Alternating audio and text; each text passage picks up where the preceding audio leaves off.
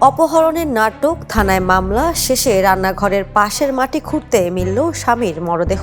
বরিশালের মুলাদিতে নিখোঁজের নাটকের ভয়াবহ পরিণতি। অপহরণের অভিযোগ তুলে থানায় মামলাও করেছিলেন স্ত্রী, কিন্তু শেষ পর্যন্ত বাড়ির রান্নাঘরের পাশের মাটি খুঁড়তে উদ্ধার হয় স্বামী হারুন হাওলাদারের মরদেহ।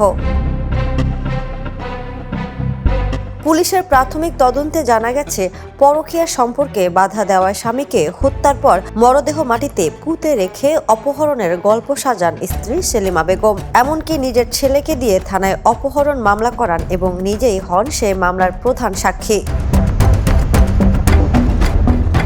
স্থানীয়দের সন্দেহ তৈরি হয়, কারণ ঘটনার রাতেই ঘরের মেঝে নতুন করে কাদামাটি দিয়ে লেপেছিলেন সেলিনা। পরে প্রতিবেশীরা বাড়ির পাশে নতুন খোঁড়া মাটি দেখে পুলিশকে খবর দেন। পুলিশ এসে মাটি খুঁড়ে উদ্ধার করে হারুন হাওলাদারের মরদেহ। ঘটনার পর নিহতের স্ত্রীকে পুলিশ হেফাজতে নেওয়া হয়েছে। মরদেহ ময়নাতদন্তের জন্য পাঠানো হয়েছে। পুলিশ জানিয়েছে, ঘটনার বিস্তারিত জানতে তদন্ত চলছে। Next report, the news. দেশে দেশে সবার সাথে, the news.